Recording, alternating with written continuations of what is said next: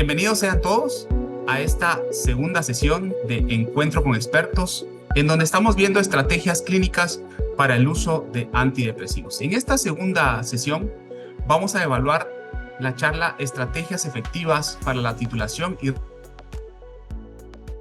para eso tengo el honor de presentarles al doctor Raúl Higueros, quien es médico y cirujano con especialidad en psiquiatría en la Universidad de San Carlos de Guatemala. Tiene un diplomado en logoterapia en la Sociedad Mexicana de Análisis Existencial y Logoterapia. Tiene un diplomado en logoterapia en el Instituto de Ciencias de la Familia de la Universidad Galileo. Tiene un curso de especialización en neurodesarrollo en el 2014 en la Universidad de San Carlos de Guatemala. También actualmente en su clínica privada, en la clínica Humanamente en la ciudad de Guatemala desde hace 20 años. Es profesor asociado del posgrado de psiquiatría de la Universidad de San Carlos de Guatemala desde hace 19 años. Doctor Higueros, muchas gracias por haber aceptado este reto de estar con nosotros en esta actividad con un tema muy interesante, el cual estamos seguros que vamos a llenarnos de muchos tips y conocimientos para esta actividad. Micrófonos y cámaras son suyos. Nuevamente, muchas gracias, doctor, por haber aceptado nuestra invitación. Adelante. Muchas gracias, doctor Manuel. Muchas gracias, muy amable por la invitación. También a Claudia, gracias por invitarnos y gracias a todos los que están acá para escucharnos. La dinámica pues siempre va a ser, vamos a hablar unos 45 minutos y luego vamos a ir hablando ya pues abrimos los micrófonos para que puedan hacer preguntas. Si algunos quieren hacer en el transcurso y no olvidarlas, pueden ponerlas en el chat también para ir viendo las preguntas con mucho gusto. Solo quisiera corroborar si me escuchan bien y ahorita empiezo a presentar. Sí, te escuchamos perfectamente, doctor Higueros. Muchas gracias. Y Perfecto. ya estamos viendo la presentación de igual forma. Muy bien, perfecto. Muchas gracias. Nuevamente, qué bueno que hay gente de Belice, El Salvador, vi gente también saludando de Nicaragua, de muchas partes. Pues es un gusto, ¿verdad? Es un gusto poder estar aquí con ustedes. Vamos a hablar hoy de titulación y descontinuación de antidepresivos. Como les mencionaba, pues bueno, soy psiquiatra y pues me dedico a esto desde hace 20 años y soy profesor asociado al posgrado de psiquiatría del Hospital de Salud Mental aquí en Guatemala, de la Universidad de San Carlos. Eh, Vamos a hablar precisamente, si habla agenda, pues vamos a empezar hablando de qué hacen los antidepresivos, solo un poco, porque pues no vamos a profundizar en eso, cómo se inicia el tratamiento con antidepresivos. Vamos a hablar un poquito del síndrome de descontinuación y omitirlos de la mejor forma, las mejores estrategias para hacerlo.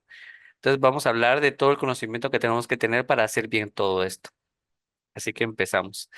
Vamos a tener unos 45 minutos para hablar de esto y lentamente después vamos a pasar directamente a las preguntas, ¿sí? Bueno, nosotros le llamamos siempre antidepresivos y todo el mundo los conoce como antidepresivos, así los van a ver. Pero hay una corriente, saben ustedes, en psiquiatría que vamos favoreciendo a que les dejemos de llamar antidepresivos, porque en realidad son medicamentos que nos funcionan para muchas cosas. Funcionan como antiobsesivos, como antianoréxicos, antibulímicos, antiansiosos. Eh, Son medicamentos que funcionan para muchas cosas, va a depender usualmente de la dosis que demos, pero generalmente lo utilizamos como antiobsesivos, como tratamiento para ansiedad generalizada, para estrés postraumático. Las indicaciones son enormes, son un montón, ¿verdad? Entonces, pues, va a depender de la dosis, va a depender de la combinación que usemos con otros medicamentos, especialmente antipsicóticos. Entonces, el nombre antidepresivos, la verdad es que no encaja muy bien con lo que realmente hacen.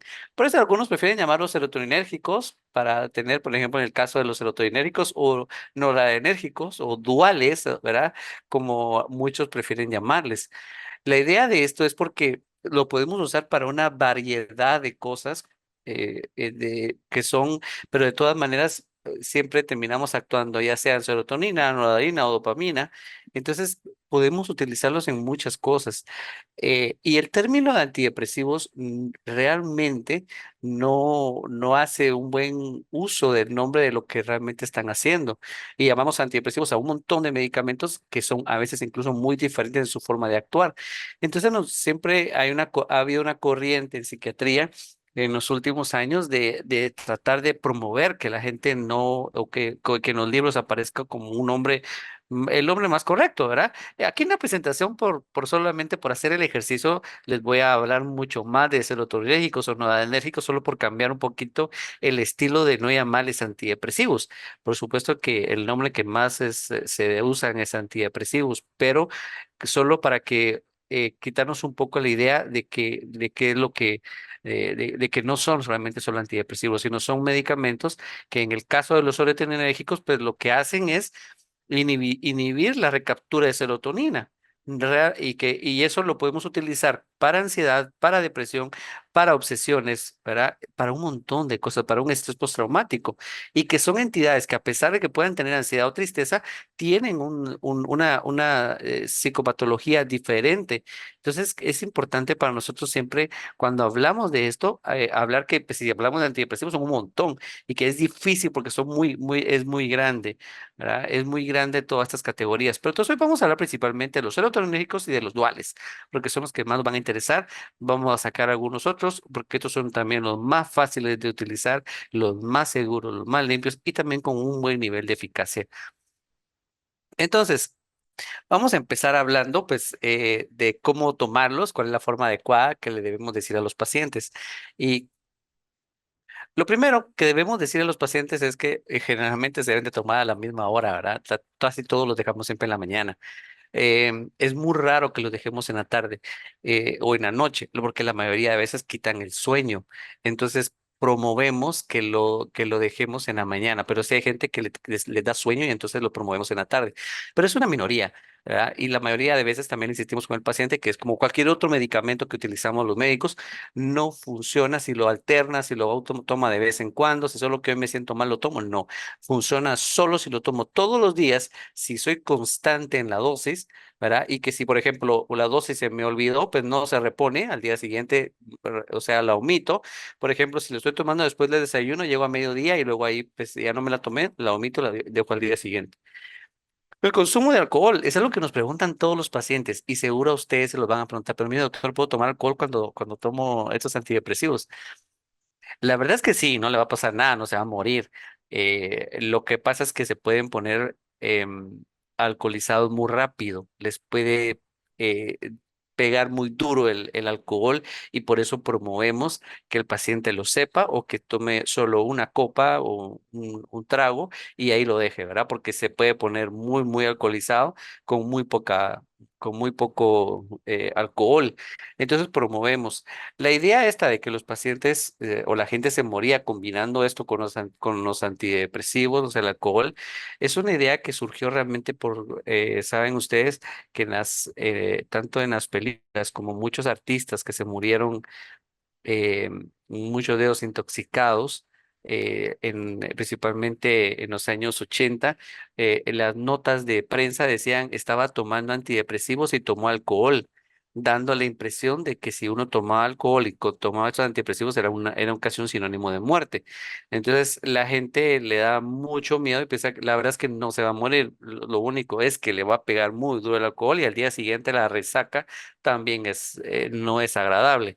Pero de que se va a morir, no, la verdad es que no tiene ningún un efecto en eso. Obviamente, si el paciente está consumiendo alcohol muy seguido, lo que en realidad pasaría es que pierde efecto el medicamento, porque el alcohol es un depresivo, aunque la gente lo cree que es un antidepresivo, en realidad lo que sabemos por el alcohol que se toma muy seguido es que funciona como un depresógeno, no como un antidepresivo.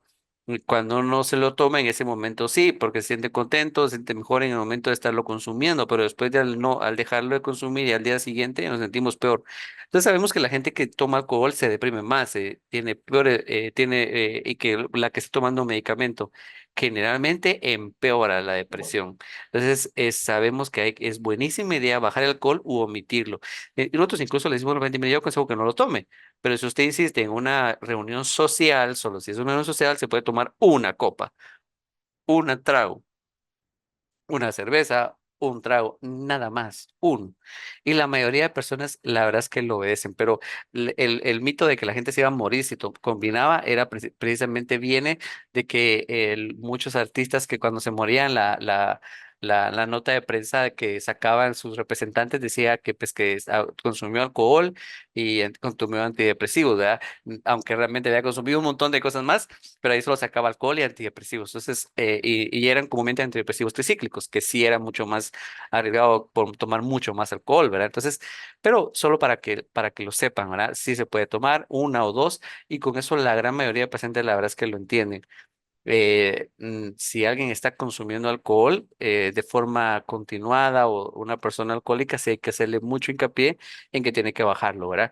Incluso sabemos, bien, que en el caso de los pacientes que están bajo el consumo de alcohol, en los pacientes que tienen un trastorno por alcohol, generalmente el antidepresivo les ayuda a mejorar su ansiedad y su depresión y les ayuda a que sea más fácil quitarse el alcohol o cualquier otra sustancia que estén consumiendo, porque si están deprimidos o están muy ansiosos, la recuperación es peor, no les va muy bien porque de alguna forma tomaban el alcohol o toman el alcohol para bajarse la ansiedad o la depresión. Entonces, nunca terminan de salir. La historia la hemos visto muchas veces que pacientes que o personas que vienen con nosotros que han fracasado en varios intentos de lograr dejar el alcohol o alguna otra sustancia, pero realmente lo que tienen detrás es una depresión severa, pues el antidepresivo les va a funcionar un montón para ayudarles, no les va a quitar la adicción, pero les va a quitar la depresión y la ansiedad y eso les permite poder ya de una mejor forma quitarse el alcohol, ¿verdad? Entonces, la moraleja en esto debe ser constante y aún con el alcohol deben de seguirlo tomando.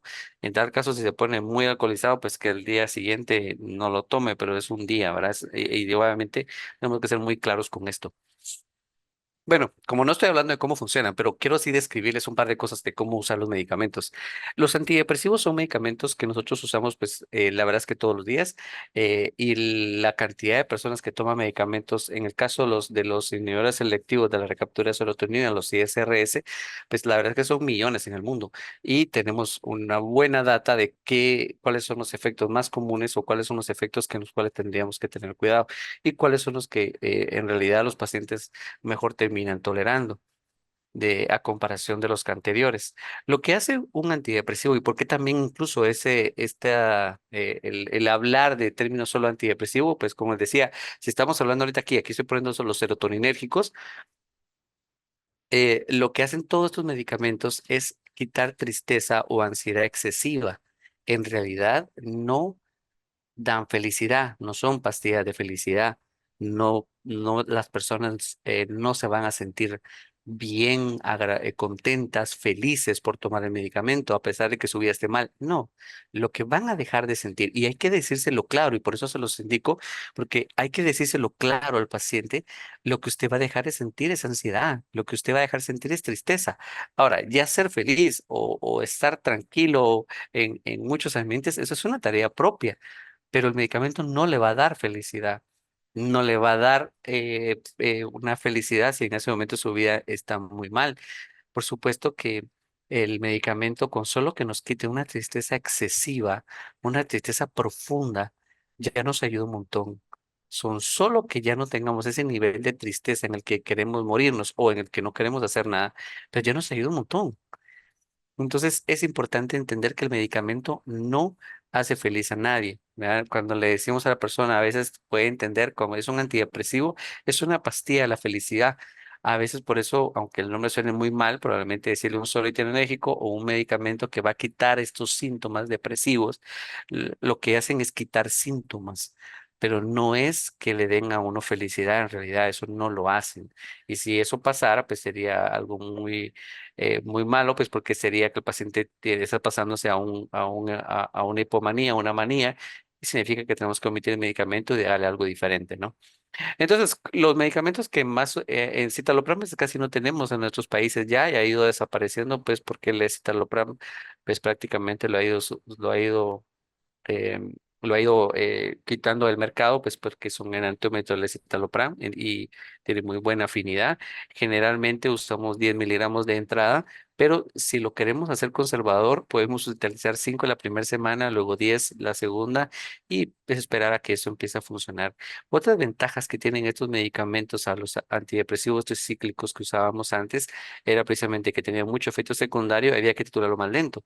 Estos comúnmente con una semana que nosotros los titulemos, la mayoría es más que suficiente. Incluso una buena cantidad de psiquiatras, por lo que sabemos, ni siquiera lo titula. Le da de entrada de una vez, por ejemplo, en el citalopram, las dosis que están aquí 10, en la fluoxetina 20, la paroxetina de un solo le dan 20, la sertralina 50, y la verdad es que por lo que sabemos, un 60-70% logra tolerar muy bien esto, pero hay un grupo que no, hay un grupo que vamos a necesitar bajar la dosis porque los síntomas que empiezan a sentir son un poco desagradables, náusea, dolor de cabeza, un poco de malestar estomacal, se puede sentir incluso un poquito ansioso los primeros días de tomarlo. Entonces, una recomendación que hacemos, que muchos psiquiatras siguen, es tomar media tableta las primeras semanas, la primera semana, ¿verdad? La segunda ya subimos a la dosis primaria, que serían en este caso lo que es dosis inicial y de mantenimiento, que en el caso del escitalopram serían 10 miligramos, luego fluoxetina serían 20, en el caso de fluvoxamina serían de 50 a 100, en la paroxetina serían 20 miligramos y las sertralinas serían ya 50. ¿Cuáles son las dosis diarias? En una buena cantidad de pacientes son esas. La verdad es que una buena cantidad de pacientes se mantienen en esas dosis, pero sí hay gente que vamos a necesitar subirle. En el caso del escitalopram, por ejemplo, de 10 a 20, usar 20 miligramos, incluso hay estudios de 30, pero después de 20 tendríamos que revisar por qué no está funcionando. La fluoxetina, en el caso de obsesivos compulsivos, usamos 40, 60, incluso hasta 80 miligramos. Funciona bastante bien en esos casos. Igual que la fluvoxamina, podemos usar hasta 3 tabletas diarias. Pero la mayoría de personas, si es en el caso de depresión y ansiedad cotidiana, lo que van a estar bien es con 20 a 30 miligramos. La paroxetina van a estar generalmente de 20 a 40, ¿verdad? Y la sertralina, que es otro de los más utilizados, usamos de 100, de 50 a 150. Arriba de 200 es difícil que funcione y en muy pocas ocasiones lo usamos. Casi las dosis máximas que usamos nosotros de estos medicamentos que siempre son con pacientes obsesivos compulsivos o depresión muy resistente. Pero comúnmente para esos grados ya hemos agregado algún otro medicamento que pueda empujar un poco el efecto de estos. Entonces aquí quiero que vean las dosis iniciales. ¿Y cuál sería en el caso de los duales, ¿verdad? Si quieren, voy a hablar un poquito de titulación y ahí regreso a los duales. En el caso de los IRC, pues casi todos se toman en la mañana, igual los duales, la gran mayoría toman en la mañana, solo que hay un par de excepciones que ahorita les digo, y casi siempre es bueno tomarlo después del desayuno. La gran mayoría empezar con media tableta, les decía. La forma muy conservadora que usan muchos colegas médicos es usar media tableta por la primera semana y luego aumentaría a la dosis completa. La gran mayoría incluso de estos medicamentos, tanto los duales como los serotoninérgicos, casi que todos vienen en tableta, entonces se pueden partir. Hay algunas veces que no vienen en cápsula, entonces empezamos con la dosis mínima que se tenga, ¿verdad? Entonces, pues, ahí sí no tendríamos opción, pero la gran mayoría de veces podemos usar media tableta por una semana y luego llegamos a una. Y eso es simplemente porque la mayoría de pacientes lo va a tolerar muy bien, pero si empezamos con una dosis baja, la gran mayoría se van a acostumbrar mucho mejor. La tasa de molestia de las primeras semanas disminuye mucho cuando empezamos, por ejemplo, media tableta la primera semana y luego aumentamos. En el caso de los duales, les decía que en nuestros países generalmente lo que tenemos es bupropión, duloxetina, tenemos mirtazapina, trazodona, venlafaxina y desvenlafaxina. Vamos a comenzar desde aquí el bupropión, que usualmente lo usamos en dosis de 150, no viene con menos dosis, lo usamos y generalmente es uno de los mejores tolerados. Es raro la persona que no lo tolera muy bien, un medicamento bastante bondadoso en ese sentido. Comúnmente lo debemos dar en la mañana, también en el desayuno. la duloxetina es otro medicamento que hay en nuestros países, en todos. Usamos en este dosis de 30 miligramos nuevamente una semana o dos y luego subimos a 60. En este sí vienen las presentaciones de 30 y 60, pero la de 30 casi siempre solo la usamos pero para personas que no toleran los 60 o para iniciar. Casi siempre la dosis de 30 solo la usamos para iniciarlo, ¿verdad? Incluso muchas presentaciones de la duloxetina nos vienen ya con 30 miligramos por 7 días, porque a los 7 días subimos a 60, ¿verdad? Habían algunos laboratorios que nos daban 7 de 30 y 7 de 60 con tal de que poder empezar 15 días y probar el medicamento, que eso es una ventaja de la muestra que uno puede dar al paciente y ver cómo le va. En el caso de la mirtazapina sí se da de noche. La mirtazapina sí provoca mucho sueño y es un medicamento que utilizamos en aquellas personas que tienen mucho insomnio y están deprimidas o ansiosas o en personas de la tercera edad. La mirtazapina nos funciona muy bien y también la comenzamos con 15 miligramos, que sería la mitad de la presentación que usualmente viene, que es de 30, ¿verdad? En este caso nuevamente usamos la mitad y si todo va bien, aumentamos a 30. La trazodona casi la usamos muy poco en nuestros países, pero es un buen medicamento que podemos utilizar en la noche. La mayoría de veces porque también da un poco de sueño, la persona se siente un poco molestas al principio por el sueño que da, entonces incluso podemos aumentar o agregar con otros medicamentos si en tal caso queremos solo para ayudarla a dormir. De ahí están la venlafaxina y desvenlafaxina como dos duales. La desvenlafaxina pues es un metabolito de la venlafaxina. Comúnmente comenzamos con 50 miligramos y después subimos a 50 o a 100. La venlafaxina va de 75 hasta casos de 225 o 300. La mayoría de veces la verdad es que no subimos de 225. La desvenlafaxina, la mayoría de veces usamos 100 miligramos, 50 y 100, que es como la viene en la mayoría de presentaciones. Viene de 50 o de 100 de la desvenlafaxina. Empezamos 50, si el paciente no mejora, en el caso de la venlafaxina, desvenlafaxina, en el caso de la mayoría de duales, pero en este caso, precisamente de la venlafaxina, de venlafaxina, comúnmente nos esperamos a ver que logre tener una mejoría antes de empezar a subir. En el caso de la desvenlafaxina es muy claro eso. Usamos 50 como dosis inicial e incluso de mantenimiento, pero si no ha mejorado en unas cuantas semanas, podemos subir. ¿A las cuantas semanas deberíamos de subir, no? Ya que estamos hablando de eso. A esta parte le llamamos optimización del tratamiento. La optimización es cuando el paciente no está mejorando y queremos, pues obviamente, que se recupere, porque nuestra meta, pues no solo es que deje de sentir ganas de morirse, sino que en el caso que esté muy deprimido, sino lo que queremos en realidad es que tenga una vida normal, que no se acostumbre. Yo le digo mucho eso a mis pacientes, ustedes se los pueden decir, no se acostumbren a vivir así.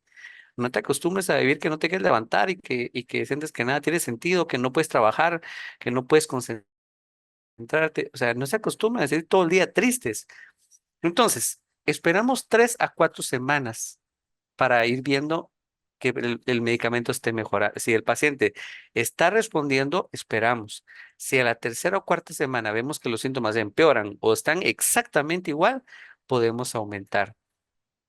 Y para esperar una revisión completa, generalmente podemos esperar hasta la sexta o octava semana. Por eso la mayoría de psiquiatras los vemos a las tercera semana o cuarta. Eso nos permite, la mayoría que son un poco más conservadores, esperan a la cuarta. Y si en la tercera o cuarta los síntomas están iguales, inmediatamente subimos la dosis a una dosis mayor. Si ya les decía, por ejemplo, en el caso voy a regresar para que vean los medicamentos. En el caso del escitalopram, comenzamos con 5 miligramos la primera semana, a la segunda llegamos a 10. Con 3 semanas de 10 y no se movió nada la depresión, está exactamente igual que como lo vimos el día que lo vimos, le subimos inmediatamente a 15 o a 20, ¿verdad? La idea de dar 15 o 20 es precisamente porque muchos pacientes con 15 van a estar muy bien, ¿verdad? Y pues ya hay presentaciones de 15 y de 20, entonces es fácil subirlo un poco, pero nos vamos a esperar generalmente a verlo hasta la cuarta semana y si no se ha movido. Si el paciente sí va mejorando, entonces sí esperamos hasta la sexta o octava semana para ver que logre la remisión completa. Si no logró remisión completa, aunque esté mejorando, pero los síntomas todavía son molestos para el paciente, mire, estoy mejorando. ya estoy mucho mejor, pero todavía no he terminado de salir y llevamos 8 semanas, es decir, 2 meses desde que estamos a la dosis adecuada. Por ejemplo, en el caso de citalopram, pensemos de ejemplo, lo usamos, empezamos con 5 miligramos la primera semana, en la segunda subimos a 10. Esperamos 4 semanas y vemos que va mejorando. No está al 100%, pero va mejorando.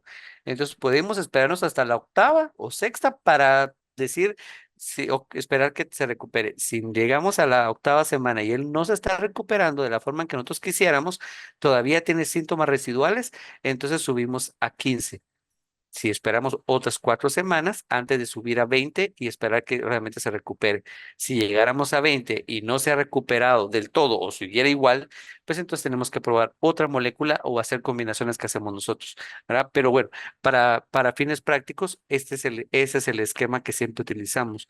Esperamos más o menos 4 semanas antes de subir la dosis inicial, que serían de 20, de 10 miligramos en el caso de citalopram o 20 de fluoxetina. Solo la primera semana que la titulamos, pero de ahí esperamos ya bien titulado de 20 en el caso de fluoxetina o en el caso de sertralina 50 o el escitalopram de 10, que dice aquí dosis inicial de mantenimiento, antes de llegar a subir la dosis, esperamos unas 4 semanas donde podemos aumentar.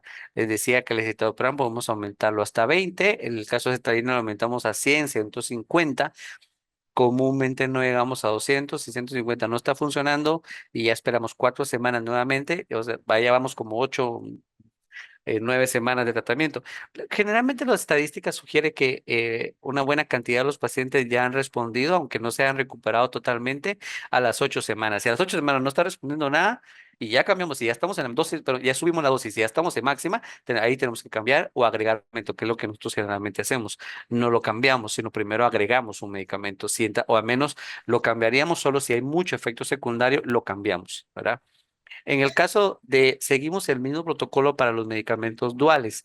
En el caso de la duloxetina, el bupropión, nuevamente, si ya estamos en la dosis, en la dosis de mantenimiento de 50, por ejemplo, el bupropión de 150, esperamos unas 4 semanas antes de subir a 300. La venlafaxina o la desvenlafaxina, que es que empezamos con 50 y también nos esperaríamos mínimo 6 a 8 semanas si no se ha movido nada, 4 semanas, y si se ha empezado a mejorar, nos esperaríamos hasta la octava antes de subir a 100 miligramos. Entonces, ¿por qué es importante esto? Porque sería que estamos esperando más o menos un lapso de casi 4 semanas antes de irnos moviendo. Esperamos 4 semanas para mover la primera vez, subir un poco la dosis y otras 4 semanas para esperar que realmente se haya recuperado. Sabemos ahora que no todo mundo siempre se recupera al 100%. Eso depende mucho de nuestra clínica. Muchos pacientes no mejoran totalmente al 100%, pero si los síntomas ya no son lo suficientemente molestos, ¿verdad? No todos van a llegar a recuperación total, es decir, que el paciente llegue, mire, me siento nuevo, pues sí nos da un porcentaje de 20 a 30%, pero de ahí sabemos que hay un 60% que se queda con algún síntoma, pero que se ha mejorado y comúnmente ya vuelve a trabajar, vuelve a estudiar, está de nuevo haciendo cosas, vuelve a su vida casi como era antes, pero no ha llegado a la remisión completa, que es lo que nosotros desearíamos. Pero muchos pacientes se quedan con más de algún síntoma, que todavía duermen mal, no comen bien, de vez en cuando se sienten tristes, de vez en cuando tienen más cansancio, más fatiga. Incluso los síntomas que se pueden quedar más comunes según la estadística es el cansancio, un poco de problema de concentración, insomnio, son los síntomas que se quedan mucho. Entonces, les decía yo que generalmente esperamos 3 a 4 semanas. 4 semanas sería la forma conservadora para optimizar el medicamento, es decir, subir un poquito para terminar de quitar los síntomas. Y luego podemos esperar nuevamente hasta la octava semana, todo eso de la primera semana que llegamos a la dosis, después de la primera semana de titulación. Entonces, para empezar a subir y buscar dosis plenas. Se pueden usar escalas, que es lo que nosotros tratamos de hacer, tratar de usar escalas porque eso nos da un número. Porque sí, por la cantidad de gente que vemos todos, no es fácil recordarse de que fulanito como venía hace un mes. Entonces, usar escalas nos ha ido un montón a poder tener a poder tener un mejor dato de cómo está el paciente, ¿verdad? Entonces les decía que si no hay mejoría, a las 4 semanas aumentamos y a las 8 ya estamos llegando a dosis plenas de medicamento, entonces aquí hay que verificar el diagnóstico, ¿verdad? Y escalar el tratamiento, que para nosotros es utilizar ya algunas otras moléculas, y si tiene mucho molesta al paciente porque los síntomas o los síntomas secundarios son muy molestos, también lo cambiamos. Pero quiero recordarles, pues a pesar de que es una charla donde más estamos hablando de medicamento. La verdad es que en el mundo sabemos que en el caso de la depresión, sabemos que la gente que está en el tratamiento antidepresivo con un medicamento, pero que hace ejercicio, que tiene buenos hábitos alimenticios, que duerme bien y que agarra algún tipo de psicoterapia, como la terapia cognitiva conductual o la interpersonal, si tenemos algún psicólogo de referencia que la sepa hacer, son los que mejor le van. Entonces, siempre a todo paciente que llegue, cuando lo medicamos, a todo le decimos, mire, mínimo 20 minutos de ejercicio diario. Mínimo, no puede dormir de día, no puede estar en la cama, fuera de la cama. Si un paciente está acostado y todo el día no está comiendo o come todo el día sin parar, va a ser más difícil que el medicamento funcione. Cambiar esos hábitos nos ayudan un montón a los pacientes para mejorar. Entonces, siempre tomen en cuenta que el plan educacional, lo que le vamos a ayudar al paciente, siempre le vamos a decir, mire, el medicamento hace una parte, pero necesito que usted haga una, y no es poner de su buena voluntad, solo necesito que haga ejercicio, que ponga que coma bien, la dieta que más se ha investigado, la dieta mediterránea, eh, y dormir bien. Ayudarlo a dormir bien también es esencial en el tratamiento. Sabemos que las personas que duermen mal son las que también más recaen. Sabemos que las personas que cuando están muchas personas deprimidas o ansiosas tienden a mal. No desayunan, almuerzan un montón, a veces no cenan o cenan un montón y vuelven a cenar a medianoche, duermen en la mañana, en la noche vuelven a acostarse, en la tarde. Entonces, tienen un desorden, le organizamos un poco esto. Mire, prohibido estar después de las 7 en la cama, se levanta y va a trabajar o va a hacer lo que tenga que hacer, no se está en la cama, ¿verdad? Si está en la casa todo el día por alguna situación, pero prohibido estar en la cama todo el día, hacer ejercicio y todos los días desayuna, todos los días almuerza, todos, todos los días cena. Eso ayuda un montón a que el cerebro tenga esta ritmicidad que va necesitando como para que funcione de nuevo el cerebro. Entonces, les ayuda un montón. Los datos sugieren que la gente que agrega esto al tratamiento les va mucho mejor. Tienen menos recaída y son los que mejor van a ir recuperándose de una forma más rápida. La psicoterapia, pues a veces tenemos la posibilidad de tener algún psicólogo que sepa hacerla en el caso de la terapia cognitiva, que es una terapia muy breve, igual que la interpersonal, no son terapias de 3, 4 años, son terapias de 7, 8, 10 sesiones, solo para enseñar al paciente cómo salir de esto. O sea, son terapias muy rápidas, pero sí necesitamos a alguien que la sepa hacer. Si tenemos cercano a alguien, pues es fantástico. Pero la parte de ejercicio, buenos hábitos, ayudarlo a dormir bien, prohibirle dormir de día, prohibirle estar acostado le va a ayudar un montón. Se llama activación, el nombre que recibe esto. Activarlo, el que no esté en la cama y hacer por lo menos 20 minutos de ejercicio. Increíblemente, esa es una de las cosas que más ayuda a los pacientes y que no es un medicamento, sino es algo que le podemos enseñar a todos, más el medicamento. Entonces, lo que nosotros sugerimos es utilizar escalas. Las dos que más usamos en el mundo, ustedes pueden usar su teléfono o para tómele captura a esta, y está el código QR del PHQ-9. El PHQ-9 es uno que promueve la Organización Mundial de la Salud por la facilidad. Son 9 ítems de preguntas y son exactamente las preguntas de depresión. Son exactamente eso, ¿verdad? Ha estado triste, ha estado comiendo de más o menos, le falta energía, disfruta su día a día, tiene pensamientos de muerte, y al final, pues incluso es tan fácil, si ustedes lo pueden ver o descargar, o por lo menos tomen una captura porque nos va a servir. La forma en que lo hacemos es normal, de 0 a 4, moderado de 10 a 14, severo 15 a 19 y muy severo o demasiado severo 20 a 27. Bueno, en la práctica nosotros el que usamos, les puse aquí a la izquierda el que usamos el otro, que es el que más utilizamos realmente. Esta es la que se promueve, pero en la práctica recuerden que lo que manda es la clínica. La clínica, ¿por qué? Porque la verdad es que la depresión o la ansiedad no tenemos un marcador biológico para poder medir realmente qué tan deprimido, qué no tan deprimido está alguien o no.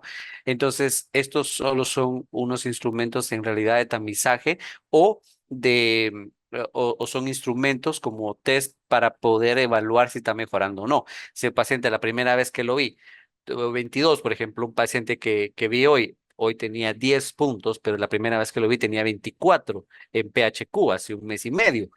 Es decir, bajó con el medicamento y las simples órdenes de no dormir de día, de prohibido reponer sueños, si no duerme anoche, no vuelve a dormir de día, lo que hace es el cerebro obligarlo a dormir de noche, activarlo, que haga un poco de ejercicio, todos los días desayuno, almuerzo y cena, ¿verdad? Y eso nos permitió bajar a 10 puntos.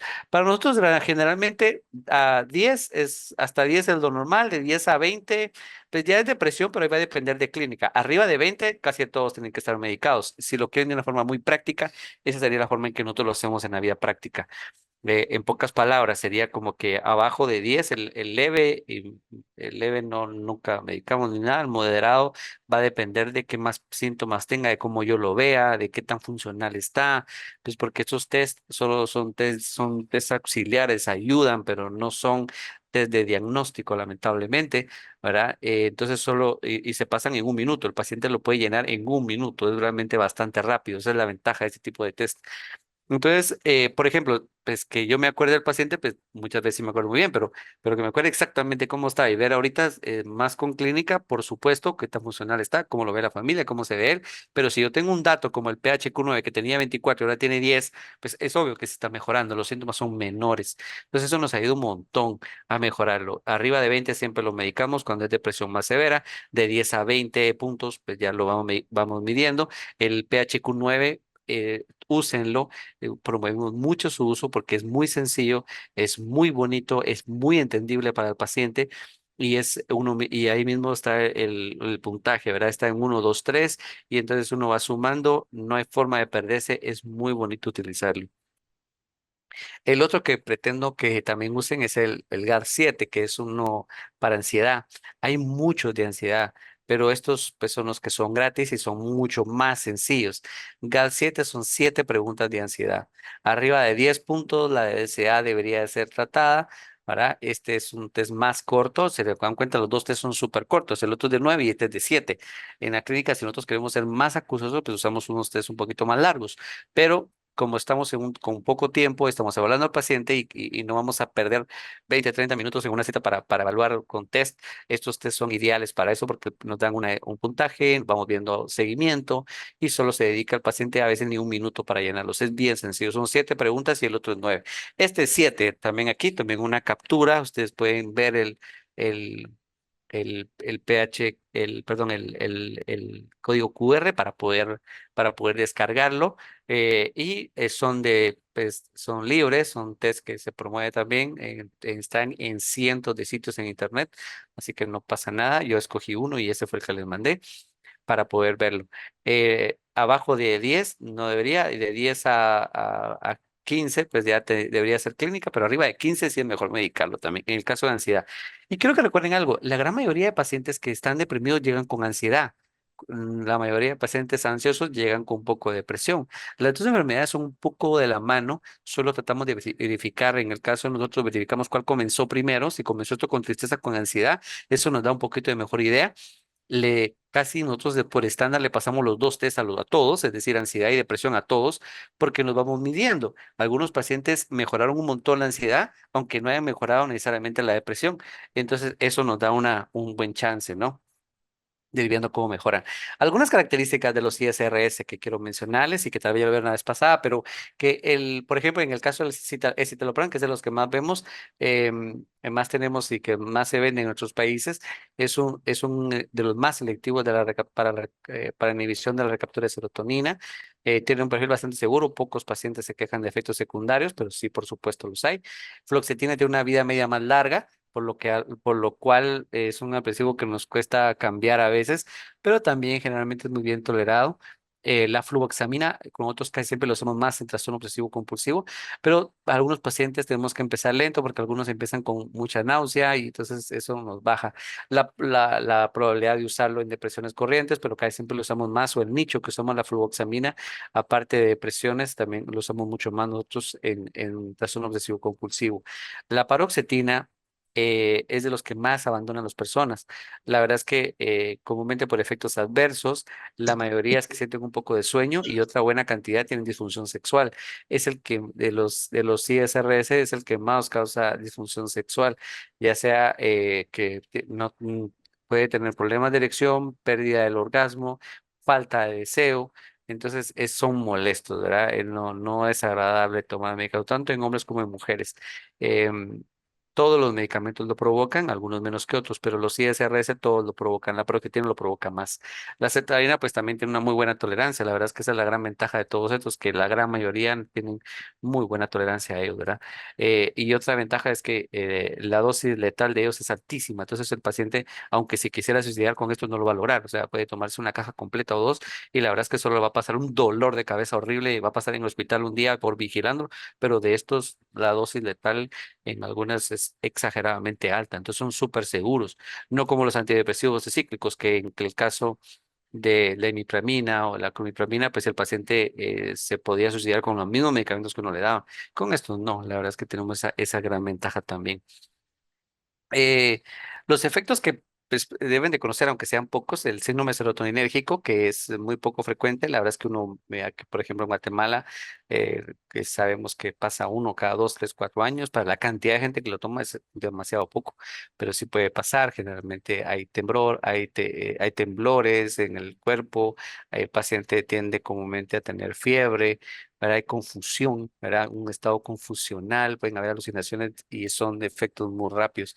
Comúnmente, también por eso le decimos al paciente si algún efecto de estos pudiera pasarle, pero la verdad es que les digo, de lo que yo tengo que hacer esto, la verdad es que he visto muy pocos. Y generalmente los pacientes que le daban es que ellos mismos se tomaban medicamentos, o lo comenzaron, usaban dosis inadecuadas, cosas así. Las hemorragias, en especial cuando se combinan anticoagulantes, y hay que tener cuidado cuando utilizan anticoagulantes, de los que mejor perfil tienen con eso, es el bupropión y la mirtazapina, son los que mejor se pueden combinar con anticoagulantes, pero podemos chequearlo con cada uno, ¿verdad? Va a depender qué anticoagulantes estén utilizando. Que presenten hemorragias, pues también es un efecto raro, pero hay que saberlo. La hiponatremia, en especial citalopram y escitalopram, en pacientes mayores. Y algunos pacientes también pueden presentar prolongación QT, pero son entre los menos frecuentes. Los más comunes, los que sí vamos a ver todos los días, seguro, si empiezan a usar medicamentos de estos, van a ver mareo, cefalea, insomnio, dolores, a veces malestar estomacal, lo van a ver muy frecuente. Si ustedes se dan cuenta acá, son los síntomas que más son reportados, los más comunes, los que más vamos a ver. Me duele la cabeza, me da un poco de mareo, a veces no estoy durmiendo bien y por eso precisamente es que también los damos en la mañana. Algunos lo dan más que otros, ¿verdad? Si ustedes ven aquí este cuadro, algunos dan más estos efectos que otros, pero esos son los que más van a escuchar: malestar estomacal, dolor de cabeza, insomnio. Algunos pacientes pueden sentir mareo, como un poco de piquetes en la cabeza, cositas así, pero la mayoría no son mayores. Ahora, ¿cómo se omiten? Bueno, antes de omitirlos, lo primero que teníamos que saber es que mínimo, los estudios dicen que tenemos que tener mínimo para todos los antidepresivos, para todos, si el primer episodio, desde que ya está bien, desde que el paciente ya logró remitir, que por ejemplo la gran mayoría remiten a la cuarta, sexta semana, están mejor. Remisión estamos llamando que los síntomas ya son lo suficientemente, ya no son significativos o muy pocos. Esperamos 6 meses como mínimo. La verdad es que los psiquiatras comúnmente es un año. Así uno le pregunta a todos los psiquiatras y la verdad es que sí. Sabemos que la gente que toma menos de 6 meses, como que los cambios no son tan duraderos en el cerebro. Por eso es que lo hacemos, ¿verdad? Que sabemos que desde el principio que se empezaron a usar antidepresivos en los años 50, 60, que usaban los Imao, después los tricíclicos en los 70, pasaba lo mismo. Los pacientes que lo tomaban 1 o 2 meses, casi todos recaen. Nunca debemos darlo menos de 6 meses, nunca menos de 6 meses, desde que ya está bien, no desde que empezamos. Es desde que ya está bien, ahí empezamos a contar 6 meses. Porque nosotros nos preocupa mucho la recaída, porque sabemos que eso se puede convertir en una enfermedad crónica si está recayendo un montón. Entonces, a todos los pacientes que le empezamos el medicamento, empezamos a contar que está bien y lo dejamos casi siempre 10 meses a un año. Incluso la mayoría de psiquiatras es un año el que usan, ¿verdad? Y en casi todo el mundo es más o menos eso. A pesar de que los estudios dicen que son 6 meses, lo mínimo, ustedes van a ver que los psiquiatras lo dejan un año. Eso es lo común que hacemos, ¿verdad? Lo dejamos un año. Si el paciente ya ha tenido un episodio y vemos el segundo, los estudios dicen que pues, a veces ahí subimos, mínimo 12 meses, o sea, un año. Si ya tuvo un episodio, estamos tratando el segundo. 12 meses después de que esté mejor. Si el paciente tiene un tercer episodio, estamos ante el tercer episodio y saben que una buena cantidad de los pacientes que vemos en segundo o tercer episodio es porque en el primer episodio se lo quitaron. Se quitaron el medicamento a los segundo o tercer mes porque ya se sentían muy bien. Al segundo ya se sentían bien, entonces se lo quitaron ellos. Pero lo que nosotros le decimos al paciente, si usted se lo quita en los primeros 6 meses, tiene una probabilidad enorme de volver a recaer. ¿Verdad? La probabilidad va a depender de qué estadística veamos, pero en menos de 6 meses casi siempre un 70-80% recaen. O sea, estamos condenando al paciente, si lo damos menos de 6 meses a que recaiga. Y entre más episodios tenga, la enfermedad se puede volver más crónica. 12 meses después del segundo episodio, y si tiene un tercer episodio, mínimo 24 meses. Y algunas guías sugieren que si alguien ya tuvo 3 episodios, mejor lo dejemos durante muchos años antes de estar seguros de quitarlo, porque el costo de impacto a la vida que tenga el paciente es enorme. Entonces tenemos que componer eso. ¿En qué casos podríamos nosotros no quitarlo? Porque pues siempre siempre lo quitamos. Esa es nuestra meta siempre, quitar el medicamento, no lo dejamos para toda la vida. Pero ¿en qué casos sí? La estadística más o menos va igual, más o menos un 70-80% del paciente le quitamos el medicamento, para un 20 a 30 que no lo vamos a quitar por estas cosas. La primera es que el paciente que tenga muchos factores de riesgo, como edad avanzada, episodios recurrentes, más de 3 episodios. Los episodios han sido muy graves, la comorbilidad física o mental, tiene un dolor crónico, tiene una enfermedad crónica que le impide mucho su vida cotidiana. eh, Son aquellos pacientes que más les decimos no se lo quite. La mayoría de veces que yo le digo a un paciente, mire, no se lo quite, es porque es la tercera o cuarta vez que ya probamos esto. Ya pasamos 3 ciclos, 3 veces, 3 años diferentes. Usted ya recayó y todas las veces que se lo quito recae. Y lo hemos quitado bien, lo hemos usado bien y recae. No se lo quite. Y la verdad es que una buena cantidad de pacientes me dicen sí. La verdad es que estoy tan bien con el medicamento que no tiene sentido que me lo quite y vuelva a recaer. Dejan de pelear con la idea. Al principio, pues como tiene mucho estigma el medicamento, dicen, no, yo me lo quiero quitar, me lo quiero quitar. Y pues nosotros la mayoría de veces accedemos, por supuesto, aunque a veces sepamos que más de algún paciente tuvo episodios muy graves y ha tenido varios, entonces tiene un porcentaje de recaída enorme. Entonces, pero siempre tratamos de ir bajando y recae. Entonces ahí es donde tenemos que tratar de que el paciente le decimos a estos pacientes cuando ya han tenido muchas recaídas, pero si es el primer episodio, el segundo, casi siempre lo quitamos. En el primer episodio siempre lo quitamos, pero no antes de 10 meses, un año, que era lo que les decía. En los estudios sugieren en todas las guías 6 meses como mínimo, pero en la vida práctica los psiquiatras lo dejan de 10 meses a un año. Entonces, estos son los síntomas de los episodios son muy graves o los episodios han tenido muchos episodios de los pacientes. Edad avanzada, cronicidad, los síntomas no se quitaron totalmente, son los que usamos. Síntoma de descontinuación, voy a ir apurando un poco, creo que pues, no me he estado chequeando el tiempo. Ahorita, los síntomas de descontinuación, bueno, actualmente existe evidencia sobre que sí, ciertos medicamentos no los quitamos, el paciente le puede pasar mal. Afortunadamente, casi nunca es muy grave para nada. La mayoría de estos medicamentos los podemos ir bajando y si somos conservadores, nuevamente lo hacemos de forma lenta. Pero hay que saber que ese síndrome de descontinuación no le decimos abstinencia porque en realidad pues no es que el medicamento me dé felicidad, como les decía, ni me da placer. Entonces no es una abstinencia por tal, sino que es más un síndrome de descontinuación, como nos gusta llamarlo, o algunos dicen que es lo mismo, solo que nos gusta poner un nombre diferente. Pero lo cierto es que lo más lo van a encontrar como un síndrome de descontinuación. Eh, ¿Cómo lo identificamos? Con estas siglas, ¿verdad? Cuando aparecen estos síntomas. Síntomas como de gripe, ¿verdad? Pseudogripales, como fatiga, letargia, mialgia, escalofríos, insomnio, náuseas, inestabilidad, síntomas sensoriales como parestesia, sensaciones de descarga eléctrica. Este de descarga eléctrica es bien común. La hiperactividad, agitación o un poco de ansiedad. Estos son los síntomas que más comunes de la retirada. Entonces tienen que aprenderlo de esta forma. Pueden tomarle captura a esto o nosotros se lo vamos a compartir. La idea es que lo recuerden. ¿Cómo se evita que el síndrome de descontinuación? Pues quitarlo lento, ¿verdad? La verdad es que quitarlo lento es lo que nos va a permitir. ¿Y quiénes son las personas que más van a tener síndrome de descontinuación? Pues va a depender mucho del paciente, como de otras enfermedades, como también del antidepresivo que estemos utilizando. Por ejemplo, lo de vida media corta, como paroxetina, venlafaxina, desvenlafaxina, son los que más lo presentan. La desvenlafaxina y venlafaxina son los que más lo presentan, luego iría paroxetina. Tenemos que hacerlo lento, despacio, le vamos a decir al paciente que lo vamos a hacer, sí, pero lento y que él no se lo quite de un solo. Cuando el tratamiento, pues mínimo ha tenido, por supuesto, arriba de 8 semanas, es cuando el paciente puede desarrollarlo, por supuesto. En pacientes que desarrollan mucha ansiedad en los primeros meses del medicamento o que desarrollaron ansiedad al darlo, son los pacientes que más tienen probabilidad de que sea. En los pacientes que no toman el antidepresivo de forma regular y que lo toman mal, son los que también más chance tienen de que les vaya mal al quitarlo, que lo toman 2, 3 veces a la semana y recuerden que eso es parte de lo que le educamos siempre. Debe tomarlo siempre, todos los días y siempre la misma dosis.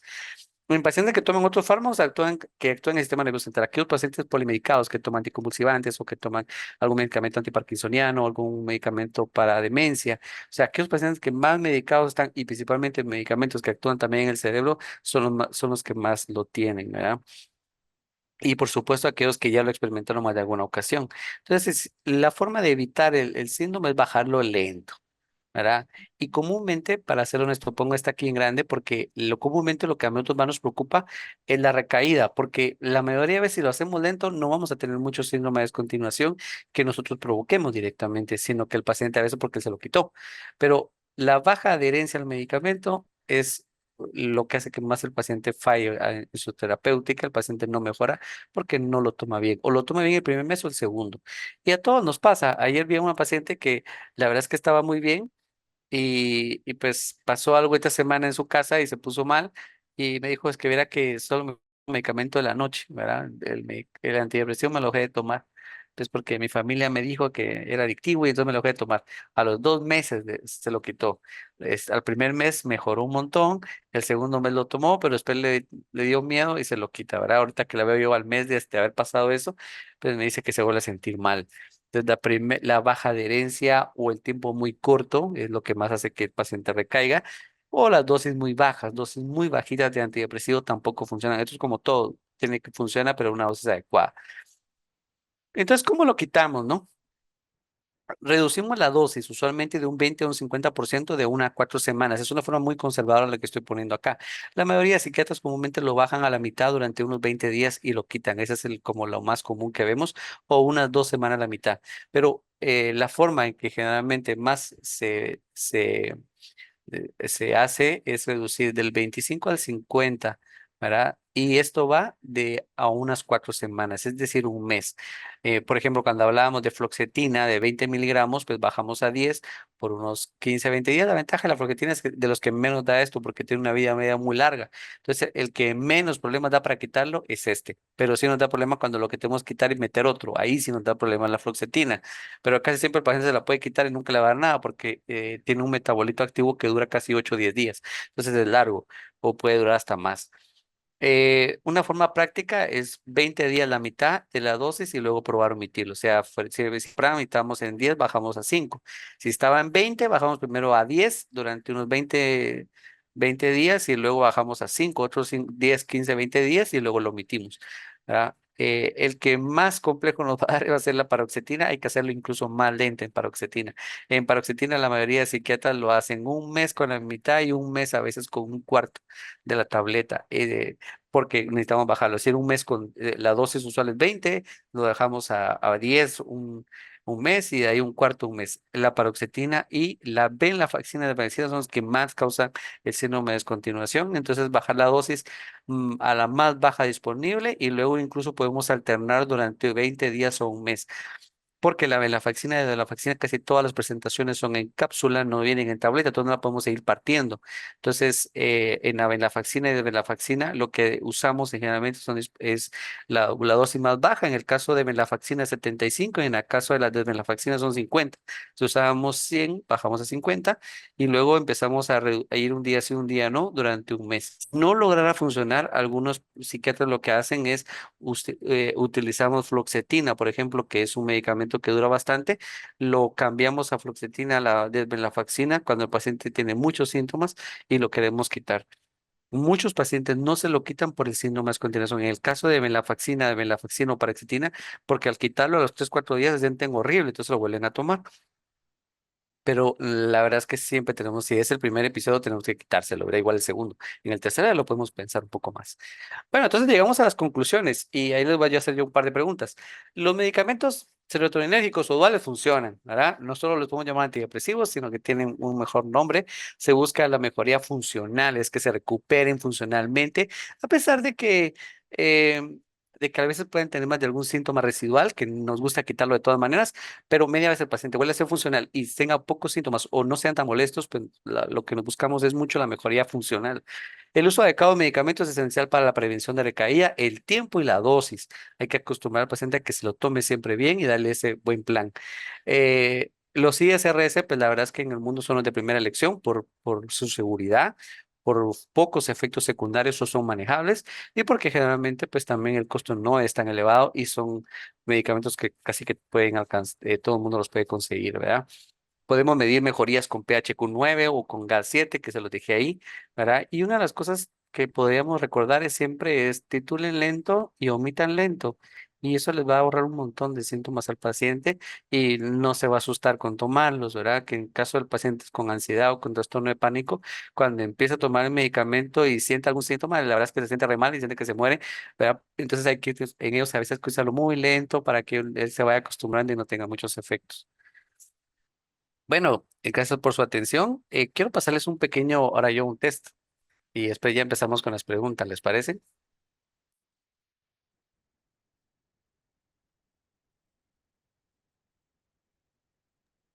Excelente, doctor Higueros.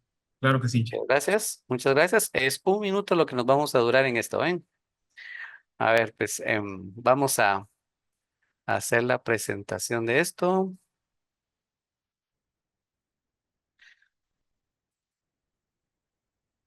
A ver, espérenme un segundito, quiero ver.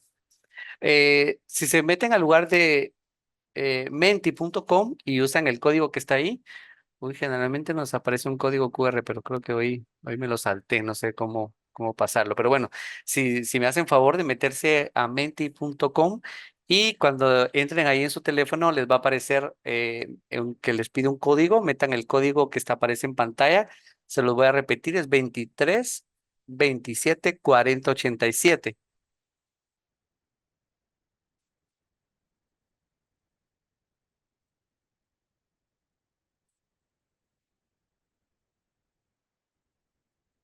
Menti.com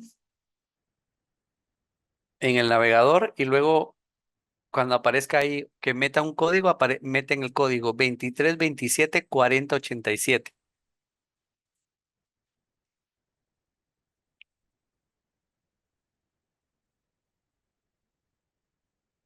Muy bien, muchas gracias, que ya empezaron a responder. Muy bien.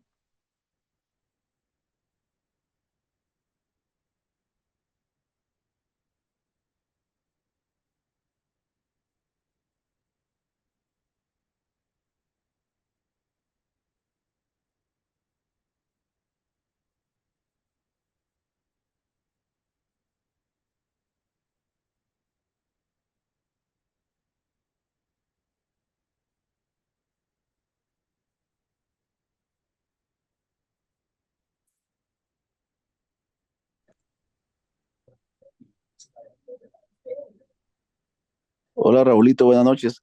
¿Puedes repetir el código? Con mucho gusto, 23 27 40 87. 2327. 40 87. Jorge Aragón te saluda a vos. Bendiciones, Mucho ¿oíste? gusto. Gracias igualmente. Encantado. Un abrazo.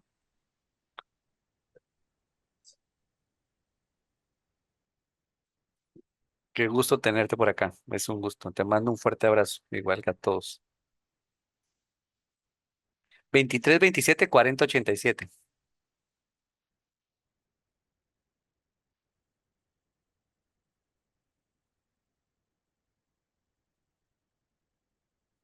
Muy bien, gracias a los que han ido contestando.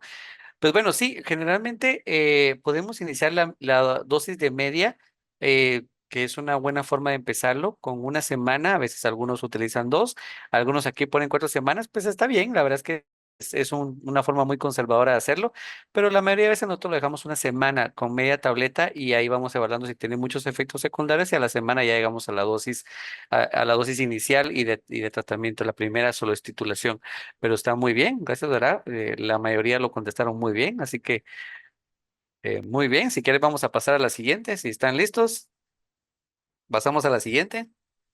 Sigan ahí metidos. Muy bien, esta es una adopción múltiple. Si no logramos eh, alguna mejoría, ahora sí, ¿cuántas semanas podríamos esperar antes de, de empezar a decir, ok, tenemos que subir dosis porque esto no está funcionando? ¿Serán a las dos, a la tercera, a la cuarta, sexta, octava?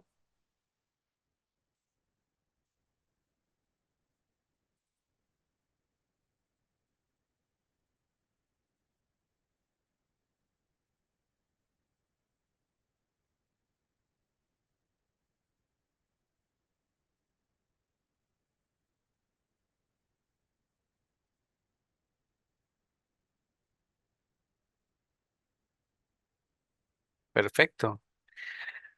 Muy bien. Cabal, ¿a las cuántas semanas podríamos esperar para poder esperar aumentar una dosis si no observamos ninguna mejoría? Pues podríamos esperarnos a la cuarta, sexta semana, ¿verdad? Si en esa semana no vemos que esto no está funcionando, hay que aumentar. Podemos esperar un lapso de 4 a 6 semanas, cabal, para ver, empezar que el medicamento actúa lento. Entonces, podemos esperar de 4 a 6 semanas. Así que, perfecto, muy bien contestado. ¿Cuánto tiempo mínimo para mantener el tratamiento en el primer episodio? ¿Cuánto sería lo mínimo?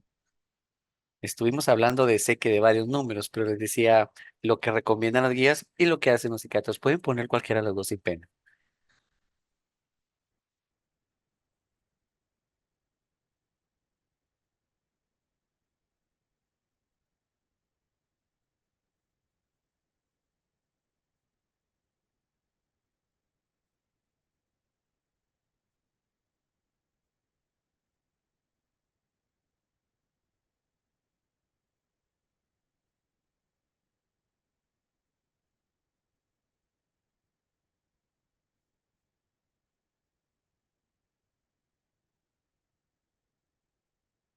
Muy bien,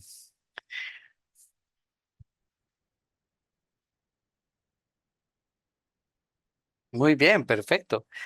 Sí, los medicamentos antidepresivos deben de darse como un mínimo de 6 meses, que son las que la guía dicen como muy mínimo 6 meses, desde que está bien. Recuerden, desde que tenemos ya el paciente bien, que eso puede ser el mes, mes y medio, de ahí contamos los 6.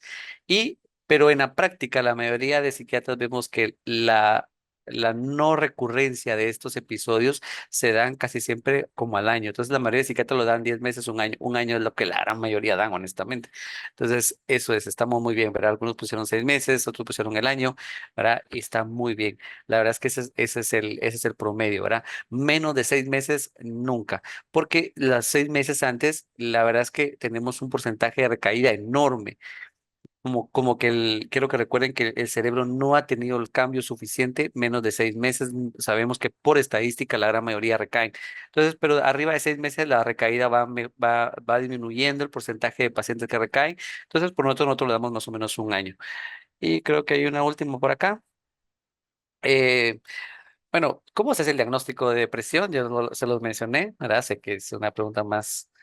¿Será por clínica? ¿Será por un diagnóstico totalmente descarte? ¿O será que se hace por test psicológicos como los que vimos acá, que hoy hablamos un poquito de eso, ¿verdad?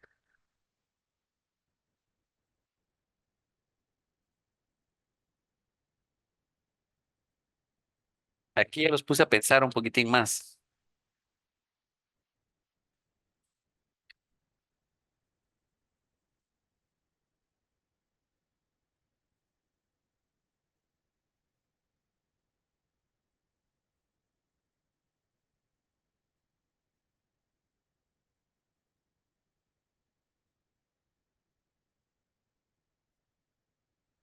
Muy bien, la verdad es que el test, la clínica es la que siempre manda como método de medicina. La depresión, la ansiedad se hace por una evaluación clínica, los síntomas, lo que estoy viendo con el paciente, lo que pregunto, ¿verdad? Es el examen mental, de alguna forma, lo que estamos preguntando, lo que él me está diciendo. Y luego los test psicológicos solo son para apoyarme y tener una idea, pero sí nos ayudan un montón, son un tamizaje. Pero también son una enfermedad de descarte. Tenemos que descartar muchas otras enfermedades pues, que no las hablamos acá. Así que era una pregunta que la verdad es que las tres estaban de alguna forma bien. Descartar que no tengan, que no tenga hipotiroidismo, que no tengan alguna otra enfermedad médica que pudiera explicar un poco estos síntomas, ¿no? Pero sí tenemos que pensar en otras enfermedades y luego de descartarlas, entonces pensar o lo hacerlo a la vez todo. Aunque sea, vemos que está muy deprimido, iniciamos el medicamento, mientras estamos investigando qué más puede tener el paciente. Entonces, eso nos ha ido un montón, ¿verdad? Entonces, sí, es una enfermedad que se usa usualmente, creo que eso estaba ya implícito, era por descarte, y los test psicológicos sí los usamos, aunque no son diagnósticos, solo son para tamizaje o para seguimiento. Nos ha ido un montón en seguimiento, pero es clínico como todos pusieron acá, así que me encanta, perfecto. Entonces, de los medicamentos que tienen más síndrome de descontinuación, yo les mencioné ahí un par. ¿Cuáles son los que recuerdan que mencionamos? Aquí les pongo cuatro opciones, los que más recuerden.